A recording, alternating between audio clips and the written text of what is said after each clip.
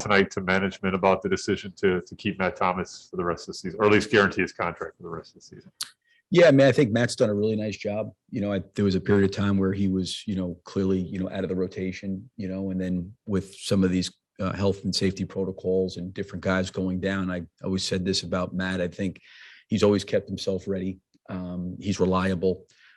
He puts a lot of work in, to keep himself ready.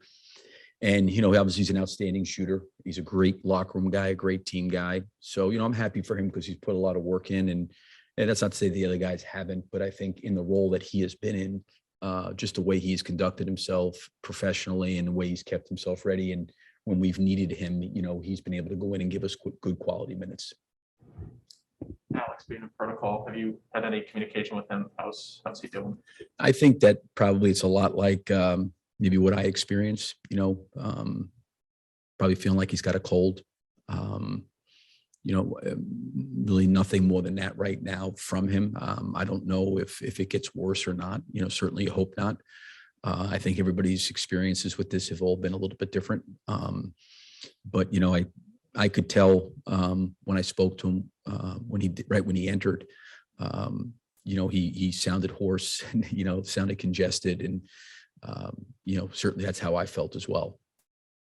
The defense, you've mentioned a couple times that you've noticed some slippage, even as you guys are rattling off this winning streak. I think it'd be easy to point to, oh, Lonzo's out, Alex is out. That's an explanation for it, but you haven't done that. But regardless of who's on the court, what areas have you noticed that slippage that's leading to the overall rating drop? Well, I think a couple of things. One is, I think we knew going into the year that we were going to be small. So rebounding was going to be a challenge for us. I think the other part that we did a really good job of is for a good portion of the year, we had kind of always won that transition battle, transition points, and our transition defense had been really, really good. If you're strong at something, and like if you get to the free throw line a lot, but you foul a lot, like it becomes a wash. So I think fouling was the other piece of it for us, and we've got to be a little bit more conscientious, a little bit more disciplined, in certain situations, whether it's, guys getting into the paint and leaving our feet on shot fakes or reaching in to try to slap for the ball, those things add up. So I think the transition defense, the rebounding and the fouling are areas that kind of, took a jump for us where I shouldn't say the fouling's always been great the whole entire year, because it hasn't. We've had moments where it's been better. But those are the things that kind of really, really stand out. I think when you start talking about like point of the screen defense, pick and rolls, yeah, certainly I do think that there is a individual talent component to defense. I think the adage of, you just got to play hard. Yeah, that's part of it. But, there's also a technique part of it. And, Lonzo's really good at it. Alex is really good at it. Last year, Garrett Temple was really good at it. There's certain guys that are really good at in those screening actions that they can do a good job. I feel like Zach has really tried defensively, over the stretch to really pick up his defense. He's had some really, I think, significant plays late in games where he's really defended at a very, very high level. I think he's certainly capable of doing that. And I think we're all capable of being better. And I think that's the one thing about the team, which I respect and appreciate, is they're always looking for areas that we've got to get better and we've got to improve. And I do think when you win games, you get the result that you want, but you also have to look at where you're trending, where you're going, and is it sustainable? Is what's going on sustainable over a long period of time? And, I think when you do make shots at a really, really high clip, especially this group with as gifted as they are offensively and talented as they are offensively, there's going to be some nights where, we go against top 5, top 10 defensive teams where, points are hard to come by, and it becomes a kind of a grind out kind of game. And you got to be able to have something that you can control to be able to fall back onto. DeMars hasn't really changed his game necessarily, but is shooting more frequently from three than he has the last couple of years. Why do you think that is? Well, I think we've always felt like DeMar's been a good 3-point shooter. I think even if you talk to DeMar, he's selective. I think that's the one thing that happens a lot of times with the analytical piece is, you're encouraging to take more threes. And sometimes guys are not necessarily in rhythm to take threes, or they're not ready to shoot it quite at that point in time, or they're reading a closeout situation. And I think, I have a lot of confidence in DeMar when he shoots threes. I have not at all. since DeMar's been here, tried to put on his brain, hey, listen, we need you to take more threes. We just want him to be who he is as a player and play to his strengths. And when he's open from three, we certainly want him to take them. And I feel confident with him taking them. I think he's always been a good shooter, but he's maybe been a little bit more of a selective 3-point shooter than maybe most guys. You want to take more 3-pointers as a team, given that you have a good percentage, but rank among the lowest in volume? Or are you like, that'll mess up what we're doing? Yeah, I think it's a great question, Cody. Yeah, I'd like for us to take some. I'd like for us to take some more.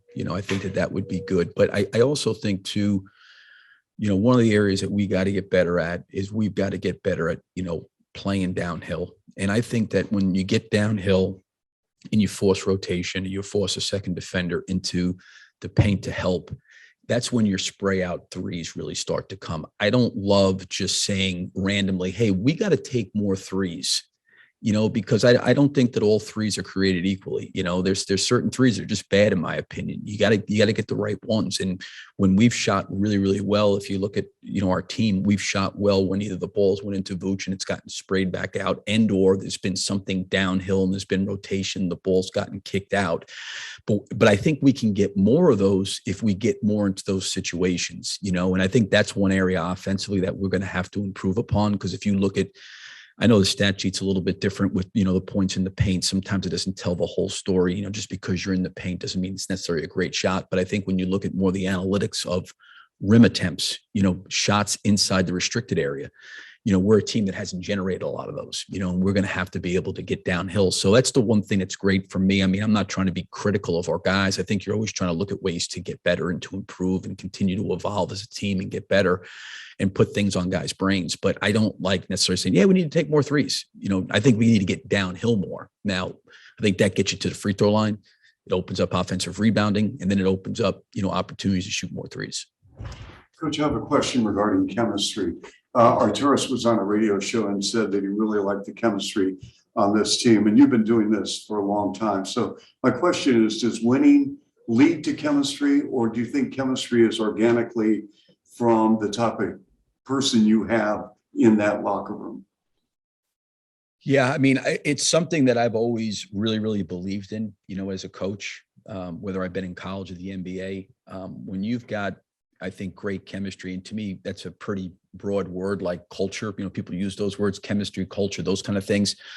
The chemistry part is, when guys are out there playing for each other, not wanting to let down each other based on relationships that have built, with each other. And we've just got guys with the kind of personality that they're all very approachable. They're all really good guys. They're all selfless, and they want to do what's best for the team. And I think when you have that kind of mentality, it's easy to create chemistry. So I would say that these guys are the ones that have really created the chemistry inside. It's coming back after Labor Day. It's spending time. It's going out to dinners, those guys together, spending time with each other. All those kind of things, I think, add up when you get to know each other beyond just playing in between the lines. It was interesting. I went out, a guy who was working with us in Oklahoma City, I went out to watch the Seattle Seahawks practice. And I talked to Richard Sherman after practice, and I was talking about the defense. And I asked, how come you guys were so close? And why was it that you guys played so hard for each other? And he said, he says, I know every single guy on that defense. I know their wives. I know their kids. There's relationships there. And when you have those kind of relationships, you're playing for the next guy. And I couldn't agree anymore with him on that. And I think that's a byproduct of the kind of guys we have here. They're the ones that have created that. And I think for a guy like DeMar and Zach and Vooch, who are older and experienced guys, they really, really understand that. And, certainly as a coach, you preach all that stuff, but really it takes two individuals to kind of create that bond and that chemistry. And I think they've done a good job of doing that. Which we're going to take one from Joe Colley on the Zoom. Sure. Go ahead, Joe. Billy, can you hear me? Yep, I can definitely hear you. Sorry about the Amber alert. Hey, what does it say about DeMar that he went down to the retirement jersey for Iowa yesterday at Illinois? Yeah, I mean, I think that probably goes to what I was speaking a little bit earlier of what kind of guy he is, to be able to do that. it's not right around the corner. The selflessness for him to share in that, really, I think speaks to who DeMar is as a teammate. And I think that that's a lot of stuff, Joe, that because it maybe was out there publicly, a lot of people don't see the investment DeMar makes, and not only DeMar, but the rest of our guys make inside to each other. And I think that speaks volume of who he is as a teammate and who he is as a guy. I've noticed one of the last question done. I'm sorry. One other. Oh. Noticed that ESPN has discovered the Bulls, and I was wondering, is there any difference with these games? You have a number of games being changed on times coming up, and games on national TV. Do you like these games on national TV? Do you prefer that, or is there some problem? No, I don't know. I mean, obviously you're trying to promote the NBA, you're trying to promote the league, and I understand the league is going to look at different things to try to, highlight maybe certain teams to certain games. I mean, I understand that and get that. We're obviously, I think even now till the All-Star break with the 24 games that we have coming and is how condensed it is, we're going to have to deal with a lot, and not only maybe some game times being changed, but back-to-backs, travel, quick turnarounds, playing, really good teams. I mean, there's going to be a lot that's going to be on our plate. And obviously we start playing 6 games in 9 days right now. Some of these makeup games that we missed, in December because of, the COVID, it's kind of created more back-to-backs. But, I think whether we have some time changes or whether we have a lot of games, I think this is going to be a really, really challenging stretch for our team going into the All-Star break. And obviously I know we're a ways away from that, but if you look at the fact that we end up having very, very, very limited practice time. These last 2 days were pretty much for us the last time we get a chance to practice again. And, we'll have to do a good job, managing it. And part of it is, what you just mentioned, maybe some game times being changed, some games being later, some games being earlier. It's just something we're going to have to deal with along with a lot of other things. Okay. Thank you.